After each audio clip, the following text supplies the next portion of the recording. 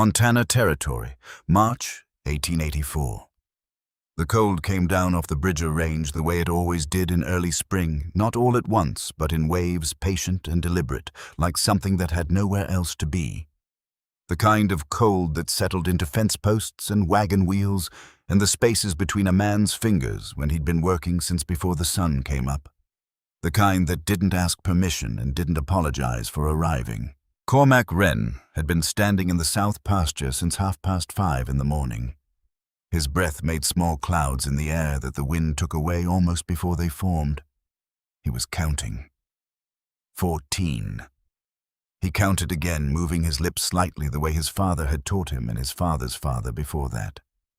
A man counts his own cattle with his own eyes. No ledger substitutes for standing in the field and doing it yourself. 14. The contract with the Millhaven County Land Office said 42. It had said 42 for 3 years, running adjusted upward from 38 the year before that, and adjusted upward again the year before that. Because Cormac Wren had believed in the way that men who work very hard tend to believe that effort applied consistently in the right direction produces results proportional to that effort. He had been wrong about that. He was only now beginning to understand how completely he had been wrong.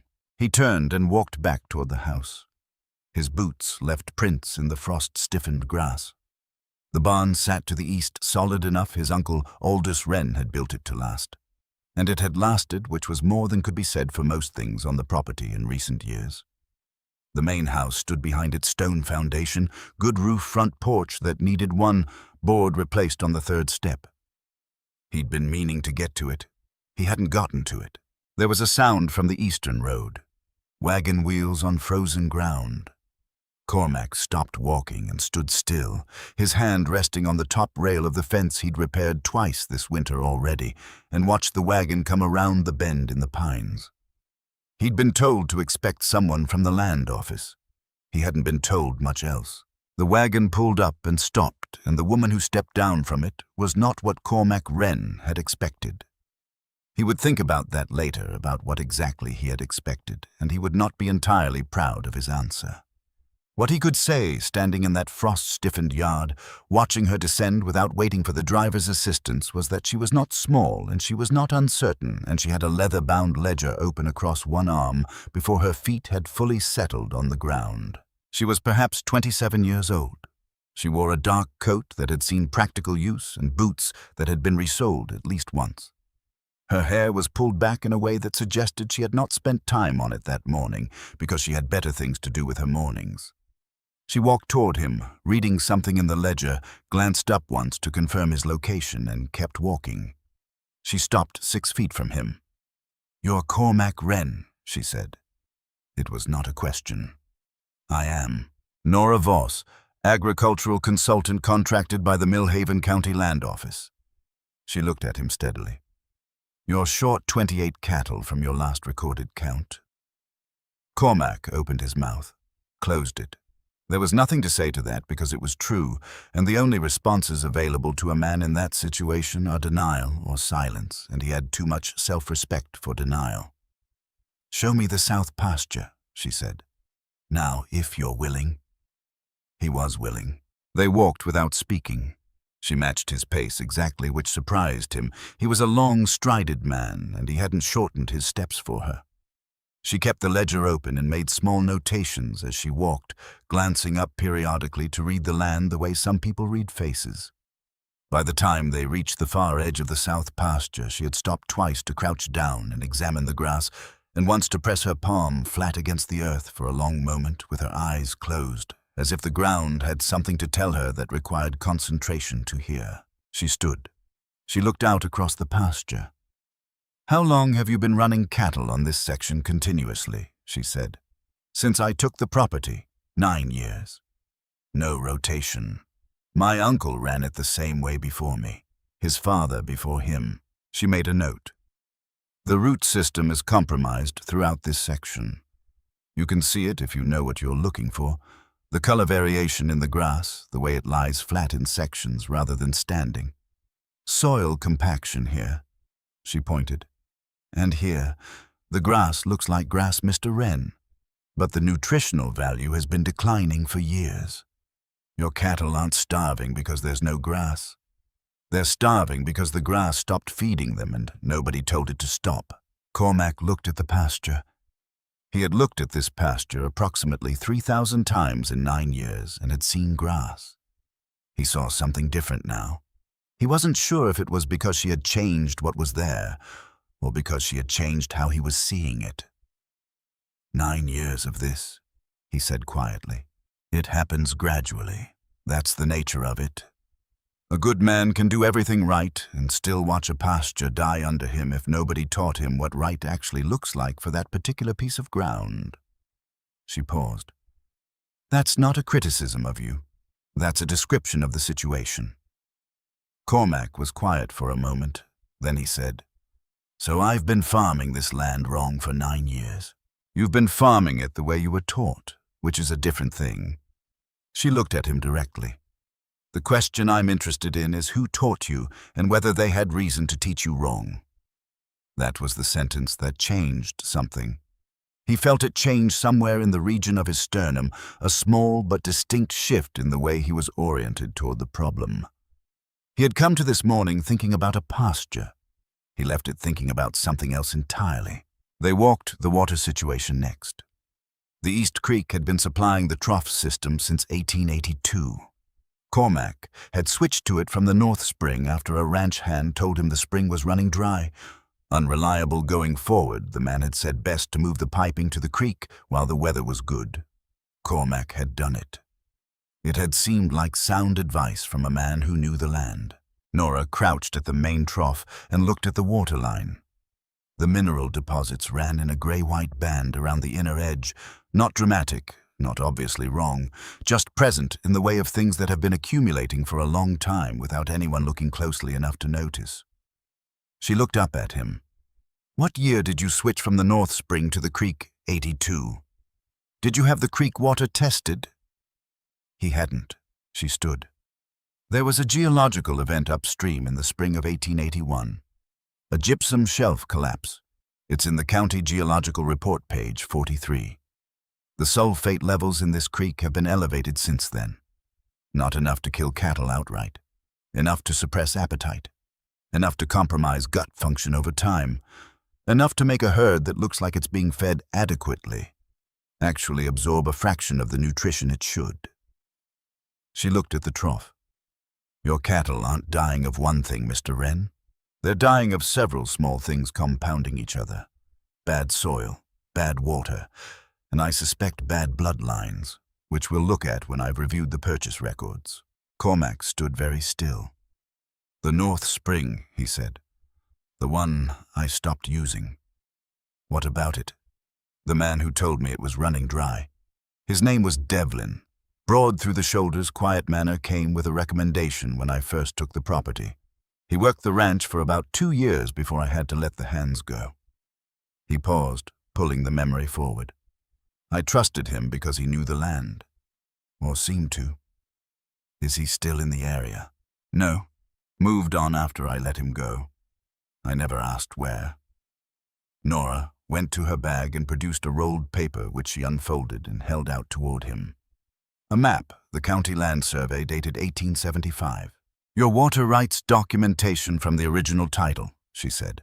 Filed 1875. The North Spring is listed as the primary water source for this property, permanent and transferable with the land. There's a maintenance clause. If a primary source is abandoned without documented cause for more than 5 consecutive years, the county can petition to revert the water rights. She let him look at the map. You switched in 1882, she said. It's 1884. You've been off the spring for 2 years. You have 3 years before that clause becomes relevant. Is it still running? Cormac said. The spring. According to the County Geological Survey, it's one of the most reliable freshwater sources in this section of the territory. Fed from the Upper Bridger watershed, it hasn't run dry in recorded history. She rolled the map back up. Someone told you it was going dry. Devlin. Who sent Devlin to you? Cormac looked at her. The question hung in the cold spring air between them like smoke from a fire he hadn't known was burning. The honest answer was that he'd never asked, because Devlin had shown up in the early months of his tenure with a recommendation from Douglas, Hahn Cormac's secondary lender, a man he'd known by reputation for years before he'd needed the loan. Hahn had presented Devlin as reliable and experienced. Cormac had hired him without further inquiry, the way you hire a man recommended by someone you trust, which is to say, without the scrutiny you'd apply to a stranger. He didn't say any of this out loud, but something shifted again deeper this time, and colder, in the way of a man who has just understood that two things he thought were unrelated are in fact the same thing. "Show me where the spring is," Nora said. He knew exactly where it was. He had walked past it for 9 years and not used it because a man named Devlin, who came recommended by his lender, had told him it was unreliable. They went north. The ground rose slightly through a stand of lodgepole pine, and the air changed that freshwater smell that has nothing to do with minerals or sediment, just the smell of water that has come a long way down through clean rock. The spring emerged from a seam in the hillside 20 yards into the trees, running clear and cold into a natural basin improved with cut stone by whoever had originally settled the land. Cormac stood and looked at it. It was running. It had clearly been running without interruption for a very long time. The stone basin was clean. The overflow channel was worn smooth. There was no sign of diminished flow. If anything, spring snowmelt had it running fuller than it would in July. He crouched and put his hand in the water. Cold, clean, no sulfate taste, no mineral sharpness, just water the way water is supposed to be. He stood. "We need to redirect the supply line," he said. Not a question, not a request for permission. A decision made in the moment he stood up from the water, with his hand still cold from it. "Yes," Nora said. "Today, if possible. I have pipe and fittings in the barn. I'll need to trench about 60 yards to reach the trough system." He was already calculating the grade. 4 hours with one man working. "I can manage the level." She had produced a small surveying level from her bag. Of course she had. "Then we start after we get the tools." The work was brutal in the way of early spring labor. The ground not fully thawed, the pickaxe ringing off half-frozen subsoil in the upper section, the trench walls wanting to collapse in the lower section where the ground was muddier. Cormac worked with the economy of motion that comes from 20 years of physical labor. He didn't waste effort. He didn't complain. He had been taught that complaining was something you did when you had already decided to stop, and he had not yet decided to stop. Nora walked the grade, calling adjustments in a voice that was neither loud nor uncertain. She had marked the route herself, accounting for the natural drainage pattern of the hillside in a way that would prevent frost heave from disrupting the pipe over the first winter. He hadn't asked her to account for frost heave. She had done it because she had thought far enough ahead that accounting for it was simply part of the calculation. Around midday, she said without looking up from the level, "How did your uncle come to have this land?" "Bought it in 1873, Cormac said. "Came out from Ohio with enough money saved from 20 years of blacksmithing to do it properly. He was 50 years old and he wanted something that would last past him." He swung the pickaxe and let the silence sit for a moment. "He left it to me when he died. Said I was the only one in the family who understood what it meant to build something with your hands."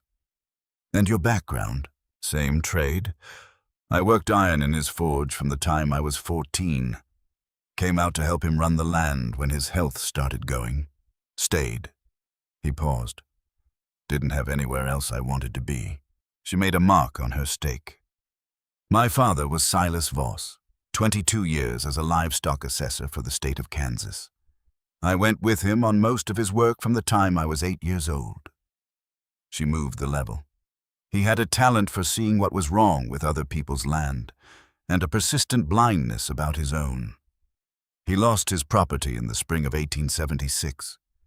He was gone by August of that year. "I'm sorry," Cormac said. "Don't be." She said it without harshness. "Be grateful that I watched it happen clearly enough to understand exactly what it looks like when a man who knows better chooses not to act." She adjusted the stake. "That's why I do this work. Not because the land office contracted me, because I cannot stand in front of a situation that has a solution and walk away from it. Cormac let that sit while he worked. After a while, he said, "And this situation has a solution." "Every situation I've seen has had one," she said. "Some are more complicated than others. Yours is not particularly complicated once you know where to look." She looked at him steadily. "Someone made sure you didn't know where to look." The afternoon light was getting long by the time they finished the trench and set the pipe. Cormac made the connections himself, working with the same hands that had made iron connections for years before he'd taken the land. The pipe sat true. The grade was right. He opened the valve at the spring end. They walked down and watched the water arrive at the main trough. It came clear, cold, moving fast through clean pipe that had never carried anything but the right water. 2 cattle at the north end of the south pasture found it within the hour. They drank for a long time, that deep and patient drinking that animals do when they find something they've been needing without knowing how to ask for it. Cormac watched them. He had been watching cattle on this land for 9 years. He knew the difference between an animal drinking because it was the available water and an animal drinking because it had found the right water. These cattle were doing the second thing. "They know," he said quietly. "They always know," Nora said. "They just can't tell you in a language you'll hear." That evening, Cormac went to the cattle market in Millhaven. He went alone while Nora reviewed the records she'd asked to see. He went because there were 2 men he usually saw at the Tuesday market. Emmett Hale and Tom Vesper, ranchers he'd known from auction days for the better part of a decade. Emmett Hale was 50 years old, broad from work rather than softness, with the stillness of a man who had learned that most things required less motion and more patience than other people thought. Tom Vesper was 35, with the look of someone who had been frightened long enough that it had become his resting state. Cormac found Hale near the yearling pens. They talked the way men talk at cattle markets, sideways through the subject rather than at it. Cormac asked how the herd was running. Hale said not as well as it ought. Cormac asked what he meant. Hale said he'd lost 11 head in 2 years and couldn't account for it, no matter how he turned the problem. "What are you running for water?" Cormac said. "Hale named a creek source on his eastern boundary, and you've been buying from Haskell County." Hale looked at him, then the careful look of a man trying to determine whether a question is innocent. "Few years now," he said. "Good recommendation on the bloodlines." "Who recommended them?" A pause. "Douglas Hahn, when I took the secondary paper." Cormac kept his face neutral. "Tom Vesper around." He found Vesper near the grain exchange. Vesper had a secondary lien with Hahn. He bought from Haskell County. He'd lost significant numbers over 3 years in ways he attributed to bad luck and poor seasons. Cormac rode home before full dark. He came in through the kitchen. Nora was at the table with his ledgers open before her 3 lanterns, going papers spread with the precision of someone who has learned to make their own light in the dark hours. She looked up at him, read his face. "Sit down," she said. He sat. "Hale and Vesper," he said. "They're running the same situation I'm running. Secondary debt with Hahn, Haskell County cattle, losses they can't explain." He put his hands flat on the table. "I'm not the only one." Nora was still for a moment. Then, "No, you're probably not." She turned the ledger to face him and pointed to a line near the bottom of the 1881 column. "I've been looking at your purchase records. Your Haskell County cattle die at nearly 3 times the rate of the 2 animals you bought at the Abilene stockyard in 1880. She paused, "And I found something else." The entry was there in his uncle's handwriting. Aldous Wren had kept the books before Cormac, and his script was distinctive, the letters slightly backward slanting in the way of a left-handed man who'd been taught to write right-handed. $340. August 1881. Paid to a surveying company in Dodge City, Kansas. There was no corresponding entry describing what the survey had covered. No report in any of the files. No map, no boundary confirmation, no geological summary. $340 gone into a company in another state, and nothing had ever come back. That's 4 times the standard rate for a boundary survey, Nora said quietly. Cormac stared at the entry.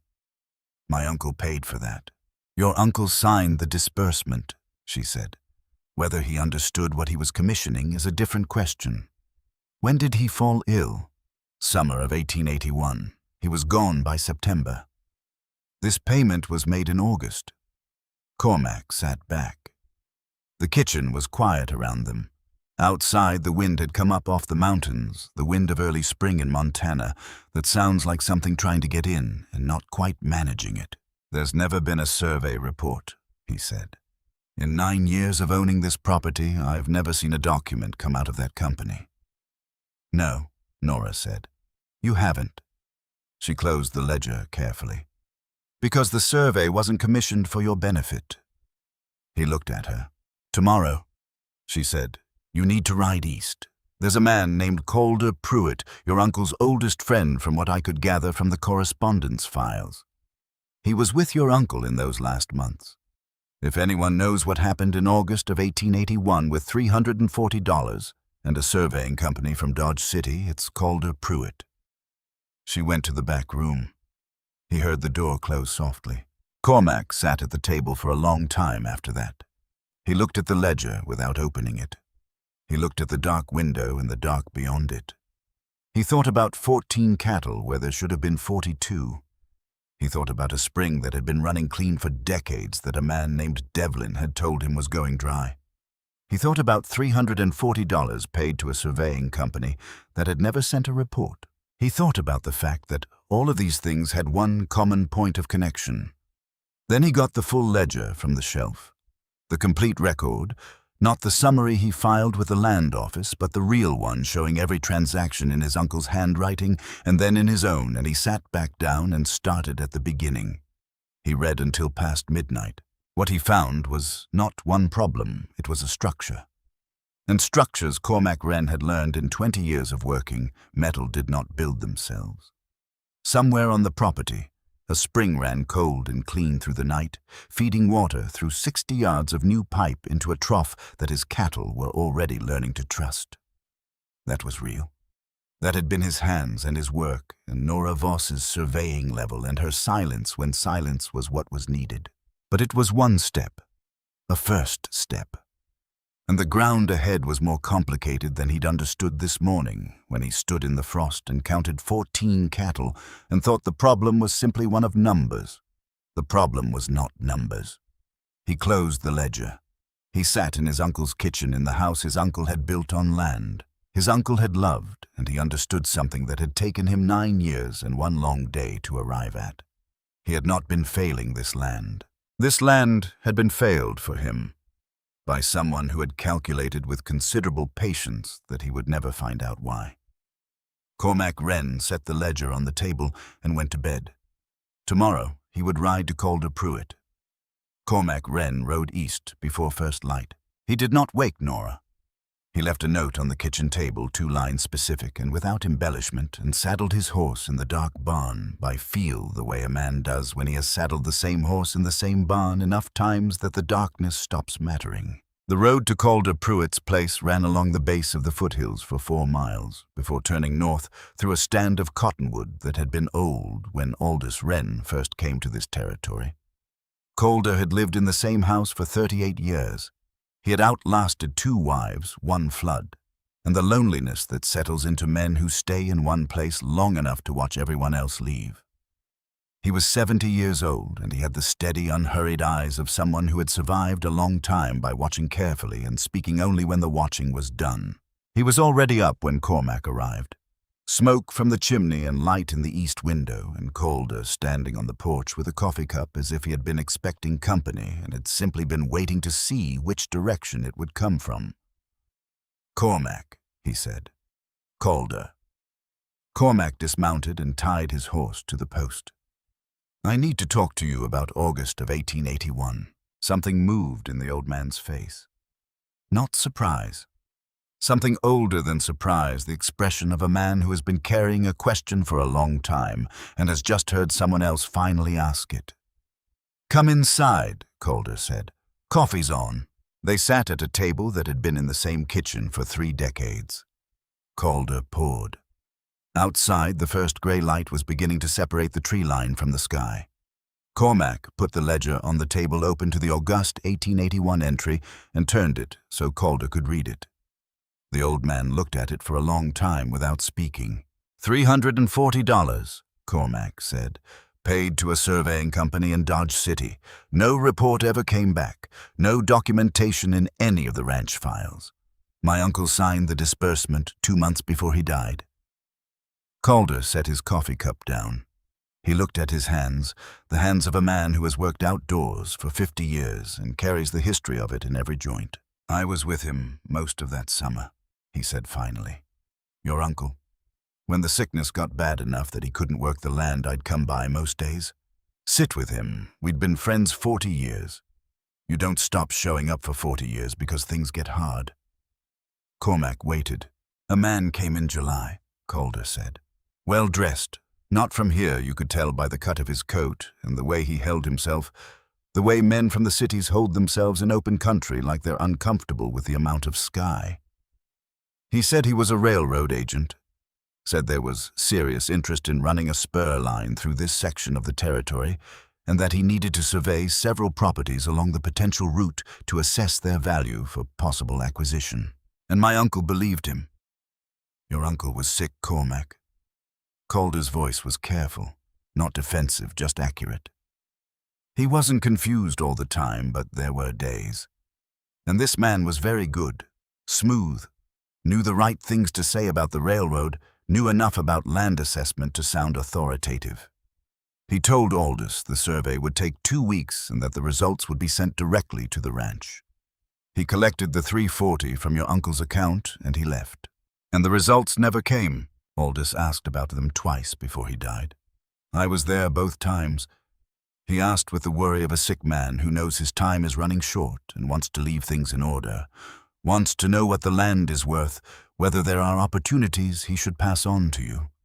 The man never came back. The results never came. Calder looked at Cormac directly. I looked into it afterward. 6 months after Aldous was gone and you'd been on the property a while. The railroad story didn't hold. There was no spur line project for this section. No railroad agent matching his description on record with any company operating in Montana territory at that time. You looked into it, Cormac said slowly. Found nothing, and didn't tell me. A long silence. I had no proof of anything, Calder said. A man I couldn't identify taking money from a sick friend under false pretenses. That's a wrong thing, but it's not something you bring to a county court without a name and a document. All I had was a feeling and the knowledge that your uncle had been fooled in his last weeks, and I didn't see what telling you would do except add grief to a situation that already had enough of it. Cormac sat with that. Who else knew about the man's visit? He said. Aldous wouldn't have told many people. He was private about his business affairs, especially toward the end. Calder paused. But there was one thing. When the man arrived, he asked whether Aldous had a business associate he dealt with regularly. Someone who handled financial matters. Aldous mentioned Douglas Hahn. The kitchen was very quiet. Outside, the cottonwoods were beginning to show in the growing light, their bare branches making a pattern against the pale sky. He mentioned Hahn, Cormac said. By name. I was in the room. Cormac stood. He put the ledger under his arm. He looked at Calder Pruitt for a moment, at the old man's face, which carried the weight of someone who has held something too long and is relieved to finally set it down. I need you to write down what you just told me, Cormac said. Everything. The man's description, what he said when he came, what Aldous signed. Written and signed with your name. I'll do it today, Calder said. I'll send someone to collect it this afternoon. Cormac put on his hat. And Calder, I'm not angry with you. You didn't have what you needed to act. I'm going to get it. He rode back to the ranch without stopping. Nora was in the east pasture when he returned, walking the fence line with her notebook open. He came to her directly and told her everything. Calder's account of the man who'd come in July 1881. The railroad pretense, the $340, the results that had never arrived, and the moment his uncle had mentioned Douglas Hahn's name to a stranger who had come to take something from him. Nora had stopped walking. She looked at him with the focused attention of someone who has been working a puzzle and has just seen how two pieces connect. "We need Harlow Finch," she said, "the lawyer. This afternoon." He left within the hour, stopping at Calder's on his way through to arrange for the written statement to be collected by messenger. Harlow Finch kept an office above the feed store on Millhaven's Main Street, a spare space with 2 filing cabinets that wouldn't close properly, and the atmosphere of a room where serious things had been said so many times the walls had absorbed them. He was 55 with wire-framed glasses and the economical manner of someone who had spent 30 years listening to people's worst problems and learned to respond with precision rather than sympathy. Cormac laid the ledger on Finch's desk and told him everything in order. The August 1881 entry, Calder's account, the railroad man who wasn't a railroad man, the $340, the survey results that had never come. Finch listened without interrupting. When Cormac finished, the lawyer took off his glasses, cleaned them, put them back on, and said, "The surveying company. You have a name, Meridian Survey and Assessment, Dodge City, Kansas." Finch made a note. "I have a contact there who handles incorporation records. Give me 2 days." "I don't have much more than 90 days total," Cormac said. "You'll have it in 2. Finch studied the ledger entry. If this company was formed specifically to conduct fraudulent assessments and then dissolved after the fact, there will be records of both its founding and its dissolution. Corporate records in Kansas are public document. The question is whose names appear in the founding structure." He paused. "If Hahn's name appears anywhere in that company, we have a direct connection between him and the false survey. And what does that connection give us? Grounds to challenge the legitimacy of the secondary lien he holds on your property," Finch said. "A creditor who obtained his position through fraud or deception has no enforceable claim in a court of law." He paused again. "It also potentially gives us grounds for a criminal complaint, which is a different matter on a different timeline, but it should be on record regardless." Cormac rode home with the late afternoon light behind him. That evening, after the horses were seen to, and the cattle checked, and the supper dishes cleared, Cormac sat at the kitchen table with a blank telegraph form and wrote out a message to Ned Farrow.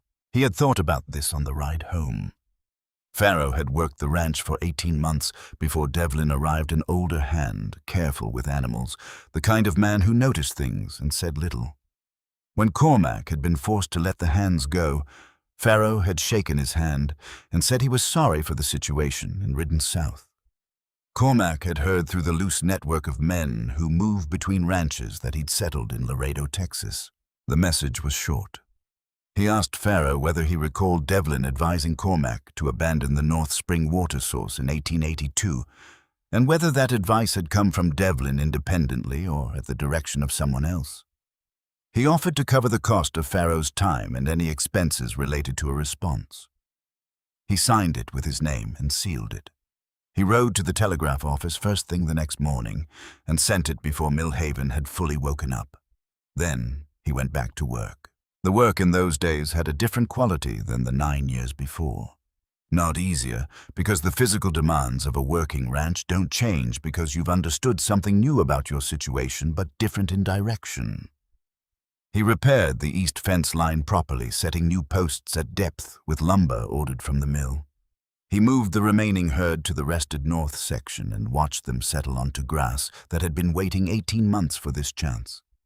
He weighed each animal individually, the way Nora had shown him, recording the numbers in a plain paper notebook she'd given him for the purpose. Nora worked alongside him, and she worked separately from him, and she worked in the hours when he was sleeping because she had a preliminary assessment report to complete and documentation standards to maintain that would make what they were building unchallengeable in a court of law. On the second morning after Cormac had sent the telegraph, they were in the north pasture, checking the relocated herd, when Nora looked up from her notebook and said, "Hahn is coming." Cormac turned. Douglas Hahn was 58 years old and carried it well in the way of men who have spent their lives indoors managing money rather than outdoors managing land. He was well dressed in the way that frontier wealth expressed itself. Good fabric, clean lines, nothing ostentatious, everything quietly expensive. He had a wide-open face that was practiced at appearing uncomplicated and pale eyes that were practiced at appearing merely curious when they were actually measuring. He came through the gate and tied his horse to the post with the ease of a man who has done this before at this property in conditions he considered he understood. "Cormac," he said, crossing the yard. "I was in the area. Thought I'd stop in and see how things were progressing." Cormac walked toward him at an unhurried pace. "Good of you," he said. "The meeting was set for Saturday." "Just passing through?" Hahn looked toward the north pasture. "Cattle looking better. 19 head now," Cormac said. "We recovered 5 from the east section earlier this week through fence breach analysis, and we've redirected the water supply." Something moved in Hahn's expression. Very small, very fast. Cormac would have missed it if he hadn't been watching for it, but he had been watching. He had been watching everything carefully for days now. Ever since a woman with a ledger had taught him by example that watching carefully was how you learned the true grade of the ground you were standing on. "From the creek," Hahn said. His voice was even. "From the North Spring," Cormac said. "Turns out it's been running clean and strong the whole time. We tested it. No sulfate issues, none of the contamination problems we've had with the creek water." He looked at Hahn directly. "Good news, given the water rights documentation from 1875. That spring is legally established as the primary source for this property. I should have been using it all along." A pause, brief but present. "Who told you to switch to the creek?" Hahn said. "Devlin," Cormac said. "Your man." The pleasantness in Hahn's face did not change exactly, but something behind it shifted the adjustment of a man who has encountered an obstacle and is deciding how to incorporate it without revealing that he's doing so. He was very good at the adjustment. "Devlin worked for the ranch," Hahn said. "Not for me." "He came with your recommendation," Cormac said pleasantly. "I recommend men to a lot of people. Doesn't make them mine." Hahn glanced toward the barn. "How's the consultant working out?" "Very well. The preliminary report will be ready for Hendricks by Saturday." Cormac kept his voice level. "We're looking forward to the meeting."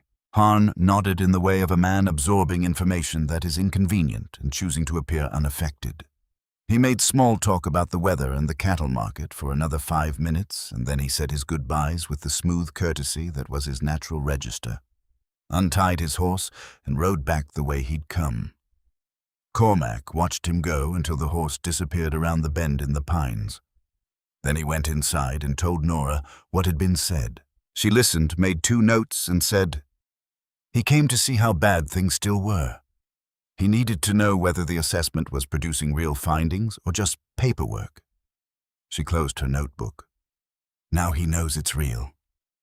Does that help us or hurt us? It hurries him," she said. "Men like Hahn are patient when they believe they have time. When they understand time is running short, they make moves." She looked at him. "Saturday's meeting, he'll bring pressure. Be ready for it not to come from the direction you expect." Finch's telegram arrived on the 3rd day after Cormac had sent his message to Dodge City. Cormac read it at the telegraph office, standing at the counter with the slip of paper in his hands, and read it again and folded it carefully and put it in his coat pocket and walked back to his horse without speaking to the clerk, who was watching him with the bright curiosity of someone who can tell that what they've just handed over matters. Meridian Survey and Assessment had been incorporated in March of 1880. It had been dissolved in November of 1881, 6 weeks after Aldous Wren's death in September, 1 month after Cormac took possession of the property in October. Among its founding documents, buried 2 layers deep in the corporate structure under the name of a business associate listed as a silent partner, Douglas Hahn of Millhaven County, Montana Territory. 40% stake. He was in the saddle before the telegraph paper had finished cooling in his pocket. Nora read it at the kitchen table. She read it once, then again, then set it down. "He built the company before your uncle's illness," she said. He had it in place waiting. When your uncle got sick, he sent his man to collect the information he needed, the real property boundaries, the water rights documentation, the geological data. He paid for it with your uncle's own money and dissolved the company before anyone thought to look. Cormac was standing at the window. The north pasture was visible from here, the cattle moving slowly across grass that had been resting for 18 months, the water line running clean from the spring. "What is this land actually worth?" he said. "Under correct management." She had figures she'd been working on since the first day. Between $6,000 and $8,000, possibly more if the water rights are fully documented and included in a sale assessment. The county land office has it valued at $3,800 based on the current degraded condition. My total debt is $4,000. $2,200 to the land office, $1,800 to Harn. Cormac turned from the window. He could foreclose for $4,000 and acquire an $8,000 property. "That's been the plan since 1881, she said. He built it in layers, nothing dramatic, nothing that would draw attention, just one deliberate step at a time. Bad cattle from a supplier he recommended, bad water from a source his man told you to switch to, exhausted soil from a practice nobody questioned because it was what your uncle had always done." She looked at the telegram. And underneath all of it, he already knew exactly what he was sitting on, because he paid $340 of your uncle's money to find out. The room was very quiet. Cormac sat down. For a moment he just sat with his hands flat on the table, looking at them, the hands of a man who had been building something for 9 years while someone else dismantled the foundation beneath him. "He watched me fail," he said. "He helped you fail," she said. "And then he waited." Ned Farrow's reply came the following morning. Cormac read it at the kitchen table, the paper flat in front of him in the early light. Farrow had written in the blunt shorthand of a man unaccustomed to telegraphs, but clear enough when it mattered. "Yes. Devlin told me spring was running dry and said Harn had it on good authority from a geological man. Told me to pass it to you as my own observation so it wouldn't come back to Harn. I am sorry I did it. I needed the work. Will testify if required. Ned Farrow Laredo." Cormac read it twice. Then he looked out the window at the north pasture, at the clean water moving through the pipe he had laid with his own hands, feeding cattle that were drinking from a source that someone had spent 2 years in deliberate effort convincing him was gone. "Devlin to Farrow to me," he said when Nora came in. He slid the telegram across to her. "Documented, witnessed, and Farrow is willing to testify." She read it, set it on the stack with the other documents. 3 days before Saturday, she said. "We go to Finch this afternoon with everything. He needs time to draft." 3 days before Saturday, they went to Finch. That same afternoon, Cormac rode to Emmett Hale's ranch. He went alone, and he told Hale enough, not everything, not the full architecture of it yet, but enough. He told him about the Haskell County cattle and what the mortality records showed. He told him about the water situation at his own ranch and the deliberate misdirection. He did not name Harn directly. He asked Hale, in the careful way of men who understand each other, whether he had ever been advised about water sources or cattle suppliers by anyone connected to his lending arrangements. Hale was quiet for a long time, long enough that the silence itself was an answer. Then he said, "A man who came around when I first took the secondary paper said the creek on my east section was a more stable source than the spring I'd been using. He looked at his own pasture. Said the spring had drainage problems going into the hard winters." "What was his name?" "Devlin." Cormac nodded once.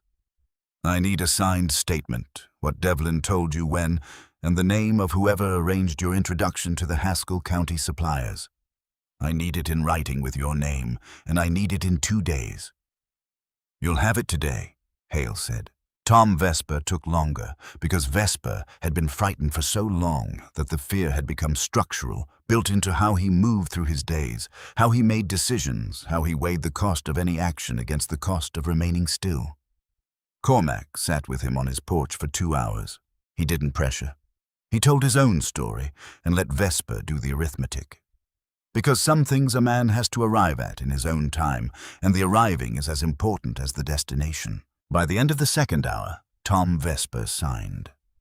Cormac brought both statements to Finch the following morning, along with Calder Pruitt's written account, which had arrived by messenger 3 pages, in Calder's careful handwriting, precise and detailed, in the way of a man who understood that what he was writing might matter in a court of law, and was treating it accordingly. Finch read all of it. He took his glasses off. He put them back on. "File, Monday," he said. "Lien challenge and criminal complaint simultaneously. The civil filing protects the ranch. The criminal matter will move slower, but it needs to be on record." He gathered the papers into an ordered stack. "And before Saturday's meeting, I'll send a preliminary communication to Hendricks at the land office regarding questions about the secondary lien documentation. Nothing specific. Just enough that he knows questions have been raised." "Will Hahn know about that communication before Saturday?" Cormac said. "If Hendricks mentions it to him, yes." Finch looked at him. "That's intentional. A man who knows a question is coming will sometimes reveal more in trying to get ahead of it than he would if it arrived without warning." Cormac rode home in the last of the Thursday light. That evening after supper, after the dishes were cleared and the lanterns adjusted, and Nora had gone back to the assessment report she was completing for Hendricks, Cormac sat alone at the kitchen table. He reached into the shelf above the fireplace and took down the tin box that had sat there since he'd moved it from his uncle's bedroom in the first weeks after taking possession. He'd moved it without opening it. He had always intended to go through it properly, and he'd never found the time, and eventually it had become one of those things that stays in its place because moving it would require making a decision about it. He set it on the table and opened it. Inside were the things his uncle had kept. Small things, a bill of sale from 1873 with the original purchase price for the land. A letter from Ohio, his uncle's sister, 20 years old. A photograph worn at the corners of Aldous Wren, standing in front of the half-built barn in what must have been the summer of 1874, squinting into the sun with the expression of a man who cannot quite believe his luck. And at the bottom, folded and unaddressed, a letter in his uncle's backward slanting handwriting. Cormac unfolded it. He read. His uncle had written about a feeling.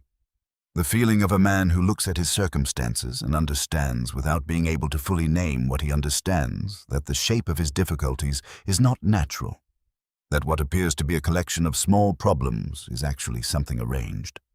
He wrote about the man who had come to survey the land in July, about the discomfort he'd felt during that visit that he hadn't been able to name at the time, about a question he kept returning to: why would a railroad company need detailed geological information about a private ranch, and why would they need a private individual to pay for it, rather than commissioning the survey themselves? He wrote about Douglas Hahn.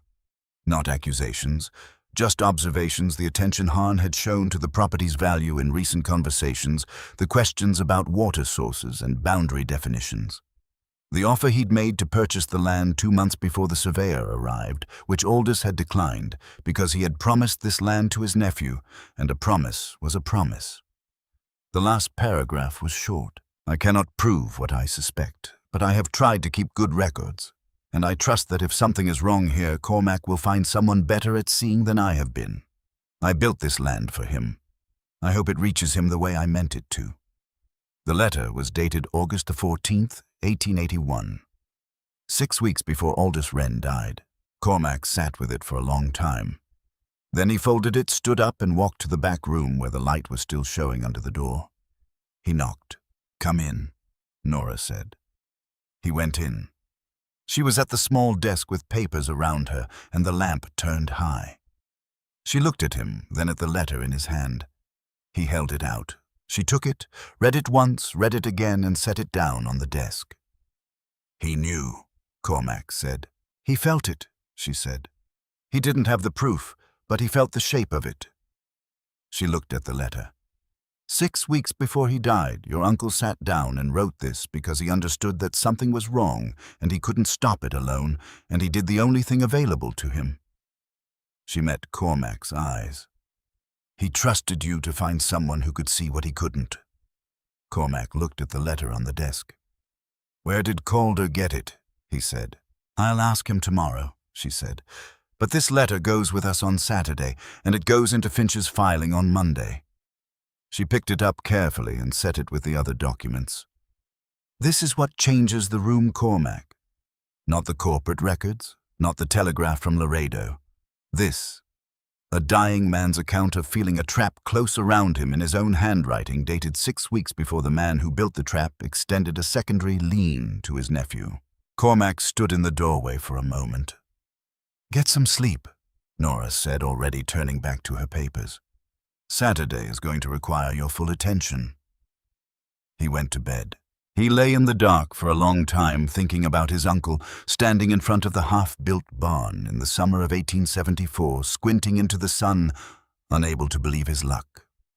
About a man who had built something with his own hands and spent his last weeks trying to protect it for the nephew he believed in, and had done it with nothing more than a letter, and the hope that it would find the right hands eventually. It had found the right hands. Outside, the North Spring ran clean through the pipe he had laid himself, and 19 cattle drank from it in the dark, and the ground was beginning slowly and without ceremony to remember what it was for. Saturday came in cold and clear. The kind of morning that doesn't announce itself, just arrives fully formed, with the mountains to the north going blue and white in the first light, and the air tasting of snow melt and pine. The kind of morning that doesn't particularly care what's going to happen in it. The land was indifferent, the day was indifferent. What happened in it was up to the people who showed up. Cormac was up before light dressed and at the kitchen table with coffee before Nora came out. She had the assessment report in front of her when she sat down, 40 pages completed in the hours between midnight and 4 in the morning, because that was when she worked, when the situation warranted it, and this situation had warranted it for days. Beside the report sat the organized stack of documentation they had assembled, the water rights filing from 1875, the original boundary survey from 1873, the ledger page with the $340 entry, the Dodge City telegram confirming Harn's stake and Meridian survey and assessment, Calder Pruitt's signed statement, Ned Farrow's telegram from Laredo, the signed statements from Emmett Hale and Tom Vesper and his uncle's letter. 8 documents, 8 layers. Each one a nail pulled from a structure that Douglas Harn had spent 4 years building and that Cormac Wren had spent 4 days learning to name. "Eat something?" Nora said without looking up from the report. He made eggs and put a plate in front of her. She ate without commenting on it, still reading. He ate standing at the window looking out at the north pasture, where 19 head moved in the early light with the ease of animals that have been drinking clean water for 5 days and have begun to understand that their circumstances have changed. "Let him open," Nora said.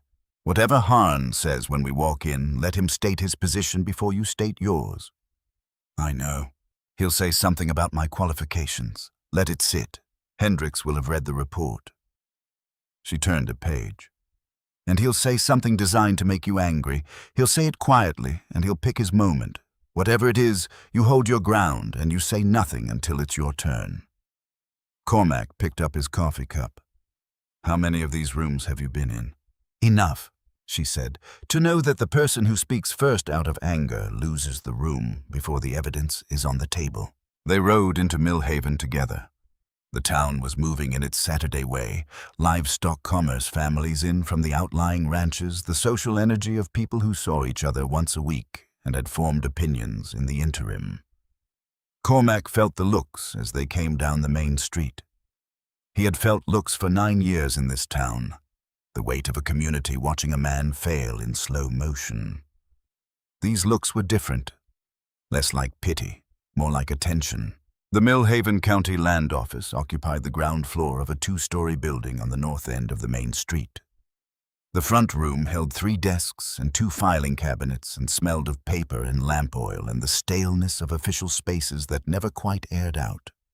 Douglas Harn was already inside. He was not alone.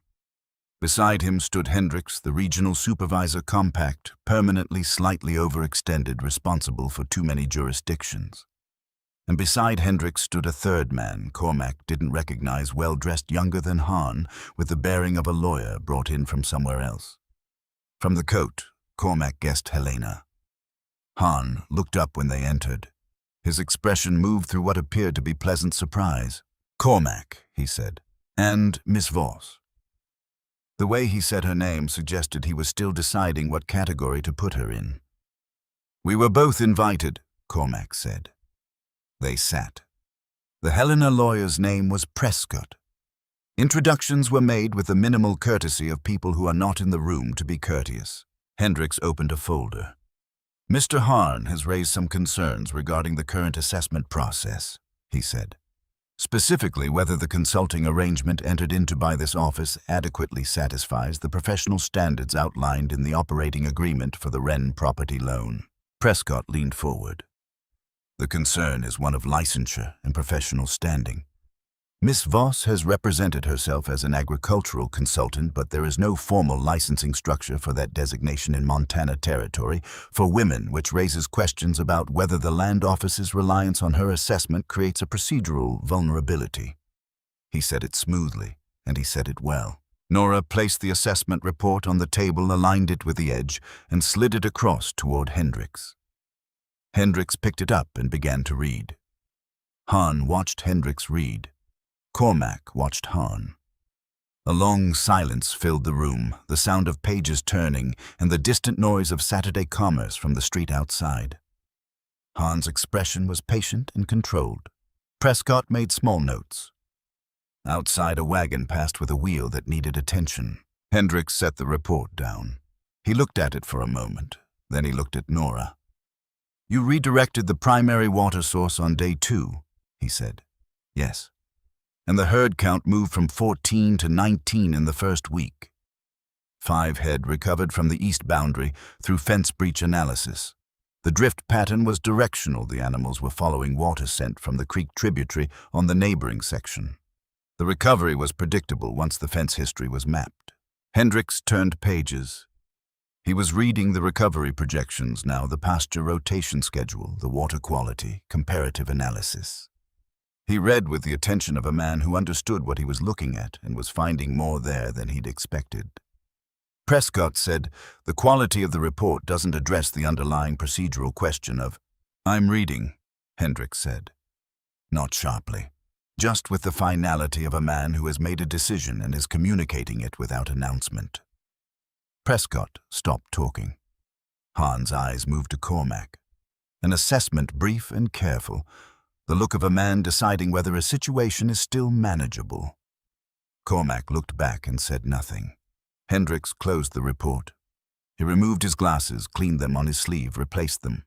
He looked at Prescott.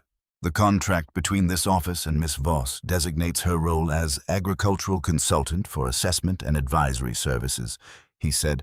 "There is no licensure requirement in territorial law for that designation. The concern Mr. Harn has raised would apply to a licensed agricultural officer, which is a different engagement category." He set his glasses down. "The contract language is specific and it is clean." Prescott began an argument about the practical function of the role constituting "additionally." Hendricks said in the same even tone, "I received a communication Friday afternoon from Harlow Finch regarding questions about the secondary lien documentation on the Wren property." He looked at Harn directly. "Are you aware of that communication, Douglas?" A pause. "Very small, very controlled." "I've been made aware of it," Harn said.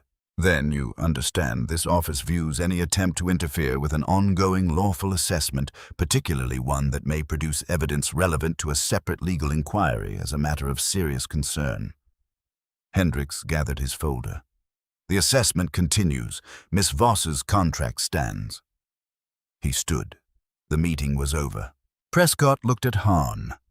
Harn looked at the table for a moment, at the assessment report sitting there with its 40 pages of precise documentation that had just survived the challenge he'd designed to eliminate it. Then he stood and thanked Hendricks for his time, and walked out without looking at Cormac. Cormac and Nora followed a minute later. The morning air on the main street was cold and bright. Nora had her ledger under her arm and was already writing something in it. They had started toward the horses when Cormac heard his name. He turned. Harn was standing at the edge of the boardwalk 20 feet away, alone. Prescott was gone. The pleasantness in Harn's face had been set aside the way you set aside a tool you've finished using. "A word," Harn said. "Privately." Cormac looked at Nora. She gave him the smallest nod. Not permission, but acknowledgement. She turned and walked toward the horses at a pace that covered the distance without appearing to hurry. Cormac walked toward Hahn. They stood on the boardwalk away from the foot traffic. Hahn's pale eyes were doing the thing they always did, measuring, but today there was something underneath the measuring that hadn't been there before. Something that resembled the earliest stage of concern. "I want to make this easier," Hahn said, "for both of us. I'll settle the lien at a reduced figure. Clear the debt, sign the property over to me, and I'll leave you with enough to start somewhere else. Wyoming, Colorado. Good land is opening up in both territories. A man of your capabilities could build something new." Cormac said nothing. "Your uncle was a good man," Hahn said, "but he was realistic about certain things. He understood the limits of what he could pass on." A pause timed carefully. "He came to me, Cormac, in the summer of 1881. He said he was worried the land would be a burden on you, that you'd inherited his ambitions without inheriting his understanding of what the ground could actually support." The boardwalk was solid under Cormac's boots. The mountain air was cold. The main street of Millhaven moved around them, and none of it was touching him because he was focused entirely on the man in front of him and on what he knew. He thought about Calder Pruitt in his kitchen, saying, "Your uncle talked about you in those last weeks, about leaving it to you, about hoping you'd make it what he never could." He thought about the letter in his coat pocket written in his uncle's backward slanting hand, dated 6 weeks before Aldous Wren died. "I built this land for him. I hope it reaches him the way I meant it to." He thought about $340 paid to a company that Douglas Hahn had founded in 1880 and dissolved the month after Aldous Wren was in the ground. He looked at Hahn. "No," he said. One word. He let it sit in the cold air between them for a moment. Then he turned and walked toward his horse. He did not look back. He could feel Hahn watching him go, the weight of a man's attention when that man is recalibrating, deciding what his next move is going to be. Cormac didn't care about the next move. He cared about Monday. Nora was already mounted when he reached the horses. She looked at his face once in the way she looked at everything, extracting information from what she observed, and then she turned her horse toward the eastern road and rode. He rode beside her. After a while, she said, "What did he offer? The ranch plus enough to start somewhere else?" Cormac kept his eyes on the road. "And he told me my uncle came to him voluntarily. Said my uncle told him I couldn't handle the land." She rode for a moment without answering. "Did it land?" she said.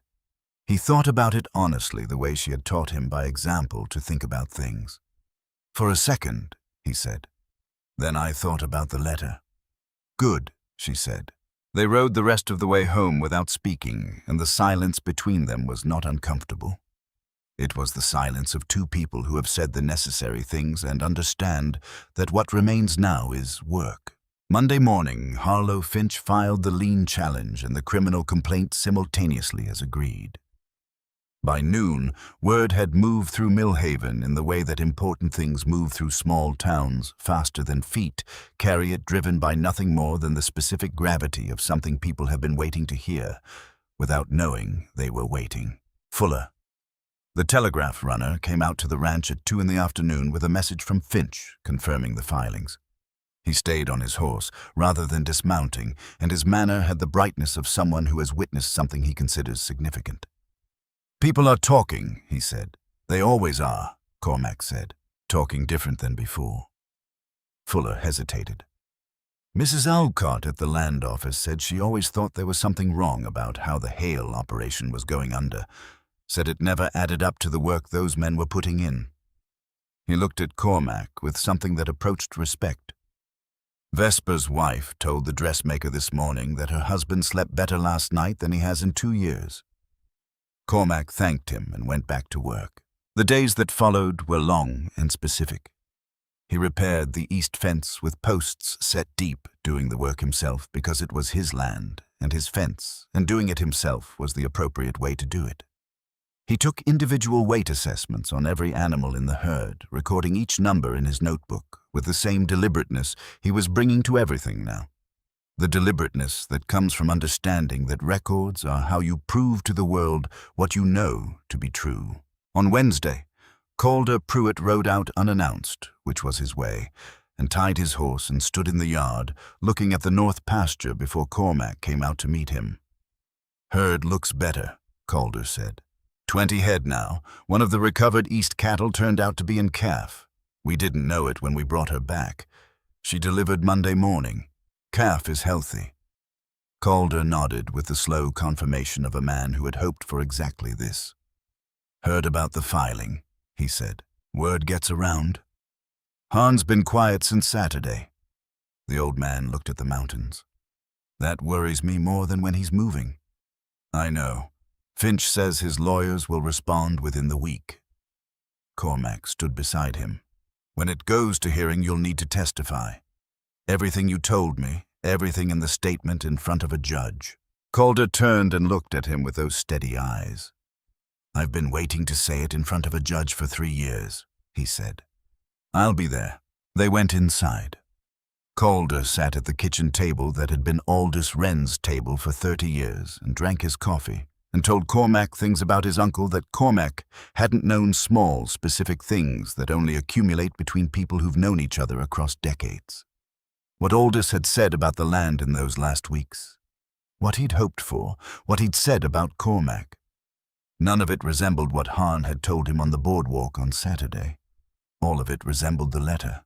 Nora came in from the east pasture toward the end of the afternoon and met Calder for the first time without ceremony, walked in. Saw him, shook his hand with the directness she brought to everything, sat down with her notebook and listened to the end of what he was saying. When Calder finished, she said, "Mr. Pruitt, when you testify, they'll ask why you kept the letter for 3 years without bringing it forward. They'll suggest it diminishes its evidentiary value." Calder looked at her with those steady old eyes. "What do I say? You say that you kept it because you had no proof to attach it to, that a letter from a dead man isn't proof of anything without documentation of what it was pointing at." She met his gaze. "And that the documentation now exists." Calder was quiet for a moment. Then he looked at Cormac. "She's something." "She is," Cormac said. Nora had already returned to her notebook. 3 weeks after the filing on a Tuesday morning in late May, Devlin was brought into the Millhaven Sheriff's office. The deputy who conducted the interview had Ned Farrow's telegram in his coat pocket and the signed statements from Hale and Vesper on the desk when Devlin sat down. Devlin talked. When a man is sitting across a desk from a county deputy with a telegram that directly contradicts the story he's been telling himself for 2 years, and when that deputy slides 3 sworn statements alongside it, the calculation changes. What had felt like a comfortable silence becomes a weight with dimensions and edges. Some men, when the weight becomes that concrete, set it down. Devlin set it down completely. He talked about the North Spring and what he'd been directed to tell Cormac about it. He talked about the Haskell County suppliers and how the referrals had been arranged. He talked about 3 other properties, not 2 but 3 others across Millhaven County, where Douglas Hahn had applied variations of the same approach over the previous 7 years. Different details in each case. The same architecture underneath. Identify land with hidden value. Position yourself as a creditor with favorable terms. Introduce sources of operational failure that compound slowly enough to look like bad luck and poor management. Wait. It was not a crime of opportunity. It was a system. Finch added the 3 additional properties to the criminal complaint. The hearing on the lien challenge was set for the 14th of June before Judge Aldgate. Finch described Aldgate to Cormac as a man who had been on the bench for 11 years, was not Harn's man. Whatever Harn might believe about that, and responded well to evidence and poorly to theater. "Give him evidence and don't give him theater," Finch said. "That's all I have," Cormac said. "Then you're in good shape." The morning of the 14th arrived without ceremony. Cormac dressed in his town coat and drank his coffee standing at the window. Nora was at the table with the final documentation stack, reviewing the order of submission one more time in the way of someone who checks their work, not because they doubt it, but because thoroughness is how they respect the importance of what they're doing. They rode into Millhaven together. The courthouse smelled of pine resin and old paper. Judge Aldgate was a tall man of 60 with white hair and the deliberate economy of someone who had learned that everything worth doing was worth doing without excess. He read Hahn's challenge response. He read Finch's filing. He read the contract between the Land Office and Nora Voss. He read each document in the evidence package in order without rushing, without visible reaction. Prescott made his arguments with practiced competence.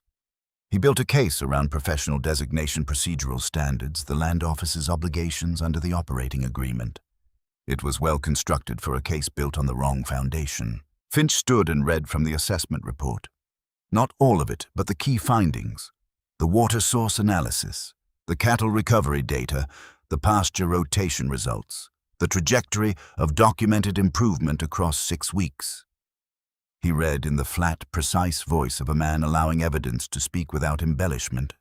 Then he submitted the Devlin testimony summary, the Hale and Vesper statements, Calder Pruitt's signed account, the Dodge City corporate records, and the Ferro telegram. Prescott objected to relevance on 3 items. Aldgate overruled all 3 without elaborating on the reasons, which told Cormac everything he needed to know about where the judge had already arrived. Then Cormac stood up. He had not been coached extensively. Finch had told him to tell the truth in the order it happened. Nora had told him to speak to Aldgate rather than the room. Calder had told him simply over supper the evening before, tell him about the spring. A man who has never had his water stolen can still understand what it means to have it given back. Cormac told them about the spring. He told them about Devlin coming to him in April of 1882 with the advice that the North Spring was running dry. He told them about switching the water supply to the East Creek without testing it because the advice had come through a man he trusted from a man he trusted more. He told them about the creek's sulfate content and what it had done to his herd over 2 years. Not dramatically, not all at once, but slowly. The way a slow thing does its damage by being too gradual to name until the damage is already done.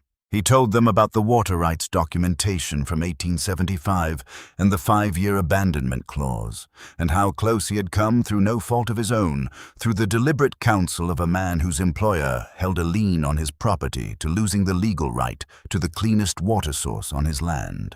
He told them about the spring running clean and cold into the trough he had rebuilt in the first days of April, and about 2 cattle finding it and drinking from it the way animals drink when they've found what they've been needing.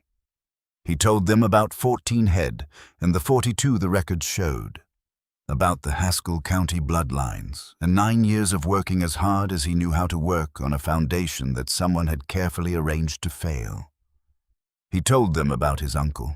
And then he took the letter from his coat pocket. The letter in his uncle's backward slanting hand, dated August 14th, 1881. 6 weeks before Aldous Wren died, and he handed it to Finch, who handed it to the clerk, who handed it to Judge Aldgate. Aldgate read it. The courtroom was very quiet while he read. Prescott made no objection. Hahn, sitting at the opposing table, was very still with his hands flat in front of him and his face arranged into composure, but the stillness was the stillness of effort rather than ease. Aldgate set the letter down, slowly. He looked at it for a moment. Then he looked at Douglas Hahn with the attention of a man who has just read a dying person's account of feeling a trap close around them and has formed a clear opinion about who built the trap. He didn't express the opinion. He didn't need to.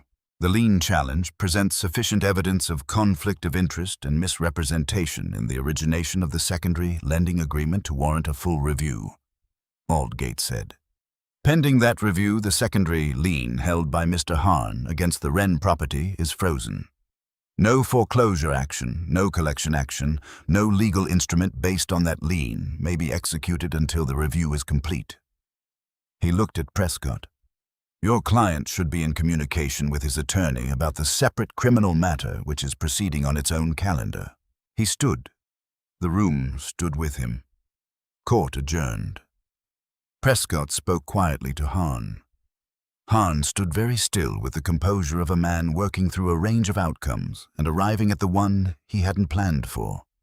His face was controlled. It would probably stay controlled. Men like Harn didn't lose their composure in public. They saved their responses for places where no one was watching. Cormac walked out of the courthouse into the late morning light of a June Tuesday and stood on the steps. Finch came out beside him. "The review will take 6 to 8 weeks. Based on what Devlin provided, I expect the lien to be voided entirely." He paused. "You did well in there." "I told the truth in order," Cormac said. "That's all it ever takes. The difficulty is in the preparation that makes it possible." Finch went back inside. Nora came out and stood beside him. She had her ledger under her arm. She looked at the main street with the observing expression she brought to everything reading it, the way she read pastures and water sources and the grade of a hillside before committing to a trench line. After a while, she said, "The north pasture needs the second soil sample this week. I want comparative data before the review period ends." "Thursday," he said. "Thursday," she agreed. Across the street, Emmett Hale and Tom Vesper stood outside the grain exchange looking over. Cormac raised a hand. They raised theirs. Men who had been frightened for a long time and were beginning to believe that the fear might have a direction and therefore an end. He kept walking. 6 weeks later, on a Thursday morning in late July, the county court issued its order voiding the secondary lien held by Douglas Harn against the Wren property. The grounds were conflict of interest, misrepresentation in the origination of the lending agreement, and deliberate interference with the operational capacity of the secured asset, which was the legal language for what Harn had done to the spring and the cattle and the soil across 9 years. Cormac was in the north pasture when Finch's messenger arrived with the document. He read it standing up in the morning light with 24 head of cattle moving behind him on grass that had been resting for 2 years and was coming back with the genuine density of ground that has been given what it needed. One of the cows that had been in the worst condition when he'd separated her in April was grazing 20 feet away with her calf beside her, the calf born on a Monday morning in May, healthy from the first hour. He folded the court order and put it in his coat pocket and stood for another moment looking at the pasture. He thought about his uncle, about Aldous Wren standing in front of the half-built barn in 1874, squinting into the sun, unable to quite believe his luck. About the letter written 6 weeks before he died, trusting a nephew he couldn't warn directly to find someone who could see what he couldn't see. He thought about the right hands turning out to be a woman with a ledger who had arrived on a cold March morning and asked to see the south pasture immediately and had never once looked at the situation as if it were already finished. He took the court order to Nora. She was at the east fence line, moving along it with her notebook recording. He held out the document. She took it, read it once, read it again, folded it and handed it back. 24 head, she said. She was looking at the pasture. 24, he said. The soil samples from Thursday show measurable improvement in the root zone density across the north section. I'm putting it in the final report as documented evidence of recovery trajectory. She made a note. Hendricks wants the report by end of next week. You'll have it done before that, he said. Yes, she said. She kept writing. He stood beside her. The east fence line stretched ahead of them solid now, posts set true and deep lumber from the mill work done properly the first time. The morning was warm in the way of late July in Montana, a warmth that doesn't fight the air, but simply settles into it. The contract, he said. She kept writing. I know. It ends when you file the final report. I know that too. He looked at the fence line, at the pasture beyond it, at the mountains to the north with their remaining high snow going blue in the morning light. 9 years he had looked at this land, and for most of those years had been looking at it through the distortion of what someone had arranged for him to see. A failing operation declining herd soil that wouldn't produce and water that wouldn't nourish. He saw it clearly now. Stay, he said. One word? He let it sit without filling the space around it with explanation or justification. Nora stopped writing. She stood with the notebook open and the pencil in her hand and looked at the fence line for a long moment. Then she looked at him. I would need clear terms, she said. A documented arrangement. I don't operate on informal understandings. Whatever terms you want, he said. Written down. I don't take orders. I know that. I knew it by the end of the first week. Something shifted in her face. Small and careful. The shift of a person who has held herself at a considered distance and is making a deliberate decision about whether to maintain it. I'd want to continue the soil documentation as a longitudinal study, she said. There's enough here for a real finding if tracked properly over 2 or 3 seasons. Use whatever you need. And I want to look at the water rights documentation for the Hale and Vesper properties. If Hahn compromised their water sources the same way he compromised yours, they may have the same recovery path available. I'll introduce you this week. She looked at him for another moment. Then she looked down at the notebook and wrote something. When she closed it, she reached out and placed her hand on his arm, just her hand on the sleeve of his coat. The deliberate small gesture of a person who does not make gestures without intention. He placed his hand over hers. They stood at the east fence line of the Wren property in the late July morning, with 24 cattle behind them and clean water running from the north spring through 60 yards of pipe that Cormac had laid with his own hands, and the ground beneath them recovering slowly and without ceremony from 9 years of being asked to give more than it had been allowed to recover. In September, Cormac introduced Nora to Emmett Hale and Tom Vesper as he'd promised. She spent 2 days at each property, walking their land with her level and her notebook, asking the same questions she'd asked when she'd walked into the south pasture of the Wren Ranch in March, and told a man he was short 28 cattle. Both men listened the way Cormac had listened, with the attention of people who have been failing without understanding why and are finally hearing an explanation that fits. The water rights documentation on the Hale property revealed the same pattern. A primary spring legally established abandoned on the advice of a man sent by their creditor in favor of a creek source with measurable contamination problems. The Vesper property showed a variation. The spring itself had been interfered with directly, debris cleared from a natural blockage to redirect the flow away from the property's legal access point. Subtle enough to look like weather, not subtle enough to survive examination by someone who knew what they were looking for. In October, Emmett Hale and Tom Vesper both filed lien challenges through Harlow Finch, supported by Nora's documentation and the precedent established by the Wren ruling. Both challenges were heard before Judge Aldgate. Both were resolved in favor of the property owners within 30 days of filing. In November, Douglas Hahn left Millhaven County. The terms of his agreement with the county prosecutor required him to surrender his financial interest in all 4 affected properties, make restitution for documented operational losses on each, and leave the territory. He departed on a Wednesday morning on the early stage. The stage left at 7. The main street of Millhaven was quiet at that hour. Nobody went to the stage office to see him off because nobody in Millhaven had anything to say to Douglas Hahn that needed to be said in person, and the things that did need saying had already been said in a courtroom with a judge present and a clerk writing everything down. In December, the Millhaven County Agricultural Bulletin published a paper on soil recovery through managed rotation grazing, authored by Nora Voss, agricultural consultant, with documentation drawn from the 6-month recovery record of the Wren property's north and south pastures. It was the first paper of its kind published in the territory. The editor noted in his introduction that the findings had implications for ranching operations across the region. Cormac Wren was cited in the paper as the first rancher in Millhaven County to implement the full rotation system successfully. He accepted this designation with the same absence of fanfare he applied to everything. The insight had been Nora's. What he had contributed was something different: 9 years of refusing to quit, 4 days of learning to see clearly, and the willingness to stand in a county courtroom and tell the truth in the order it had happened. That, and the decision to get up before the sun on a March morning and ride east to talk to an old man who had been carrying a question for 3 years and was relieved finally to have someone to give it to. On a Sunday evening in September, between the lien voiding in July and Hahn's departure in November, in the period when the ranch was running the way it was supposed to run, and the legal matters were resolving on their own timeline, Calder Pruitt came to the ranch for supper.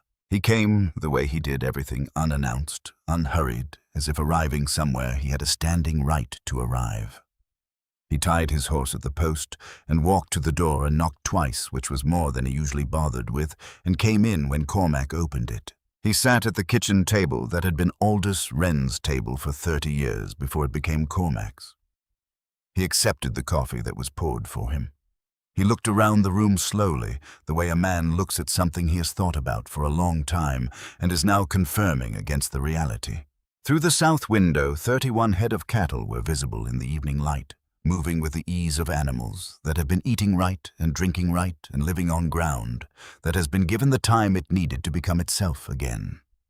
The number had grown steadily through the summer, not dramatically, not all at once, but in the way of things that are recovering properly, one step at a time, each step real. Calder looked at the cattle.